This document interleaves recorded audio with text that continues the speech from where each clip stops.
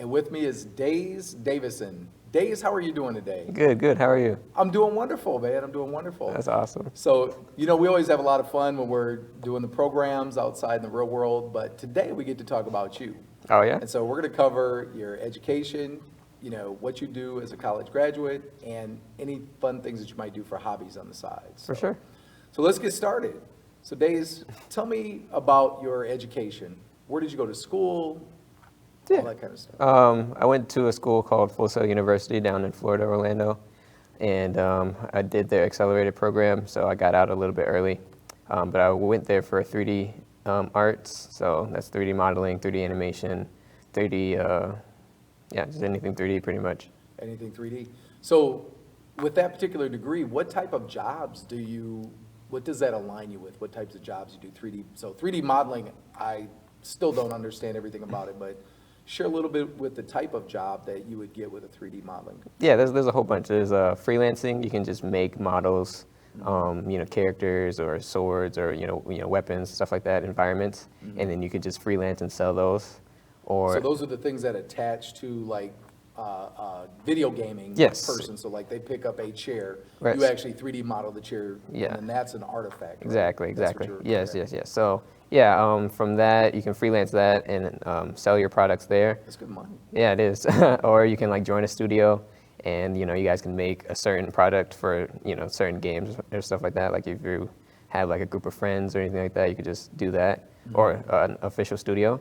You can do movies. Movies have a whole bunch of 3D aspects because everything's CGI and stuff like that. So that ties into that right away. Wow. Yeah, because they were talking about where people on TV were memes, right? They're talking about fake news, where they had like a video moving, but they actually were able to record the voice, a different voice, and then change the lip movement of the, I think it's CGI. Yeah. But is that also part of the realm of digital? Yeah, because CGI is just a 3D object, so if a car explodes, it's not really exploding in real life. It's just a 3D car that's flipping over and doing all that type of stuff. So yeah, that's tight. Yeah. But see, I'm older. I come from a different generation, so I'm not about that gaming life. So I'm still fascinated. Right. I'm still fascinated. Yeah, it's super dope. Yeah. So in terms of gaming, I understand that you also are a gamer too. Yes, sir. Yes, sir. Talk just a little bit about a recent experience that you had at an event. Yeah. I went to this Mystic Lake competition for Tekken 7. It's a fighting game, kind of like a 3D fighting game. And you won, right? I almost did. Yeah, me,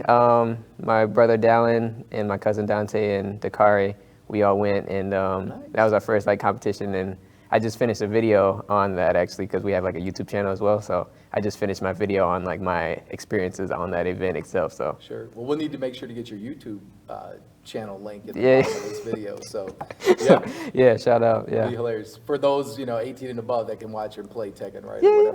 Yeah, it's our content is kid friendly as well. Okay, but, very good. Yeah. Very good. So we talked a little bit about your education and the career pathway. So what other types of work do you do? Are you just doing heads down video graphics design and 3D modeling, or what other types of things do you do in that particular space? Yeah. I also do photography. I'm also with the STEM partnership as well, so I do help. Shout out a little bit. I help out with drones, drone education, drone racing, 3D development for kids and all that, web design, and robotics as well. So I help out with all that stuff. Yeah, because last summer of 2019, you actually were the lead trainer for a 5-week program out of Minneapolis Park and Rec over at Harrison on the north side. That's correct. Yeah, and they covered all those things. You did a fantastic job. One other area is, the target audience for this is high school students. Yep. And so many times we have an opportunity to share our gifts and talents with them. Have you had a chance to speak at any of the high schools? Yes, I speak twice at Harding, and one at North. And those three experiences were super dope for me. Just speaking to the kids and kind of connecting with them is just a super experience that I kind of want to give back, and help out, the young ones at that age because, I'm 22 and I'm not that far from them. So hopefully they can see me as like a goal that's not too high to reach. It's I'm doing all these things, but well, you're on a trajectory. You're on a great journey, and nobody no matter what anybody tells you, it's not linear, right? Right. Just if you do X, you're going to get Y. Right. There is no true guarantee, but you can actually better prepare yourself by doing the things that you've done, getting that degree, even doing accelerated, right? Not Yep. putting in 4 years Right. and coming out, but doing, the accelerated program and actually learning on your own. Because what you were sharing earlier is a lot of self-taught, self-study. Exactly. And actually, one story that I recall vividly was when you were in one of the BDPA, Black Data Processing Associates classes to learn basic coding. Yep. You remember the story? I do. You already know, so I'm going to go ahead and tell it since I'm talking.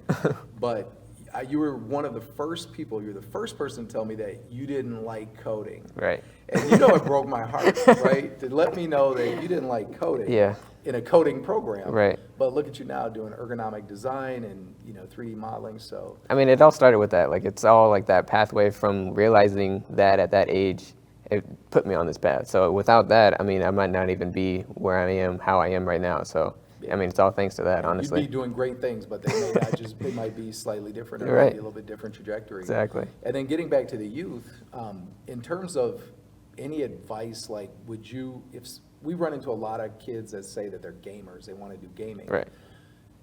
Knowing that they're from Minnesota, knowing that they're here in the Twin Cities, what opportunities or what would you give them advice for them to pursue?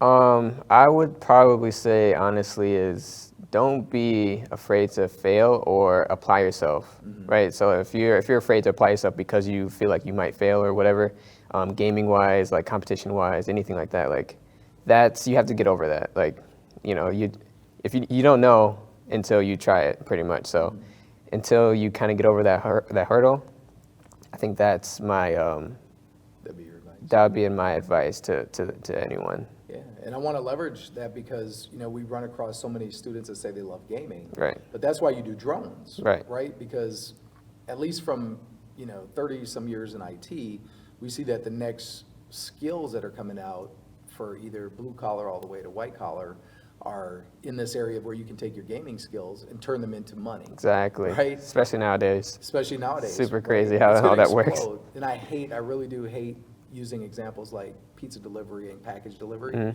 although you can make a lot of money doing many of those jobs.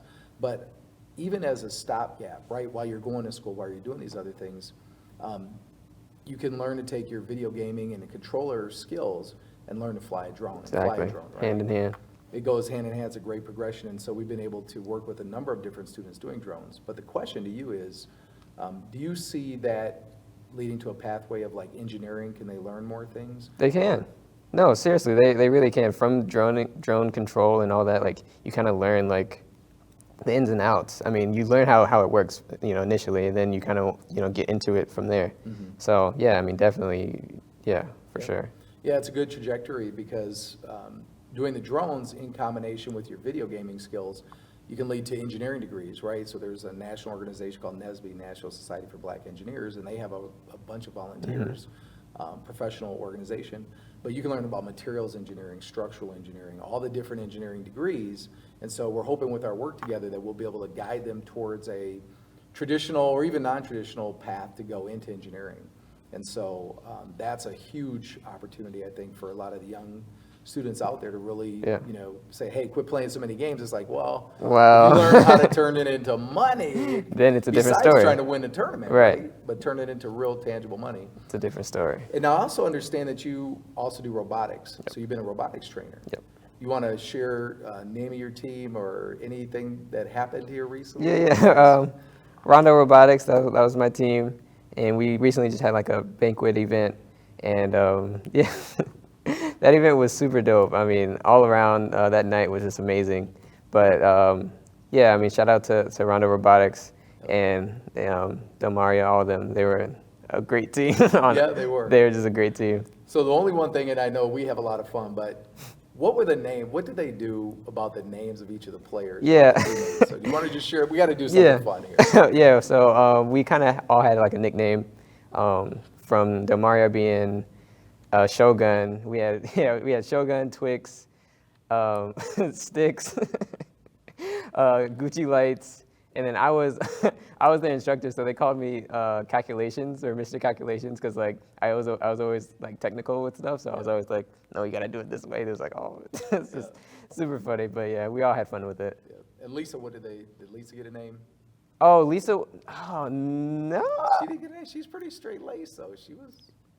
Yeah, I don't think they gave her a name, honestly. Well, we'll have to get her name next year. Oh, So yeah, we're for looking sure, forward to for you sure. being one of the trainers again, lead trainer for one of our 10 robotics teams in the spring. So as we wrap up, there's a couple of things. Anything that you want to share about your personal life? Because we kind of interwoven all the fun things that you do outside, but either about your personal life or any advice to any of the young students out there that might be interested in 3D gaming design or going to college in that particular career field. Yeah, if I would give advice in 3D animation and 3D arts and stuff like that, I would definitely say to invest your time into it before you decide on anything. Like, actually invest like a good month of, let me just look into all the programs, let me look into how things work, let me invest in like Lynda and stuff like that, lynda.com, and let me just try it on my own before I like jump to something else. Because honestly, for art, right, you can't really teach art that well. I feel like it kind of just either comes to you or it kind of just doesn't, or you can kind of learn, kind of. So I kind of just say that like invest your time in it before you kind of go to like college and stuff like that with it, because like for Full Sail, they don't really like teach you how to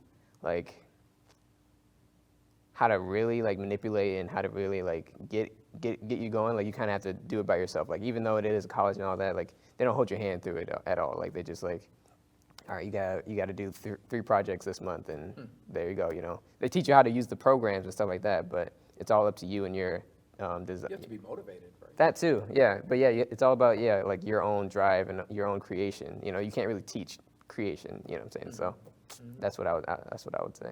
Very good. That's great advice. Daze, thank you for being on this episode of Altitude. We appreciate it. No problem. Have a wonderful day. You too. All right.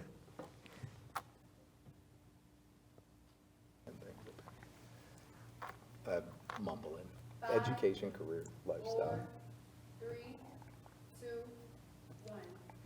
Welcome back. And with me is Rob Lyons. Rob, how are you doing today? I'm doing well. There's little hints of spring going on out there.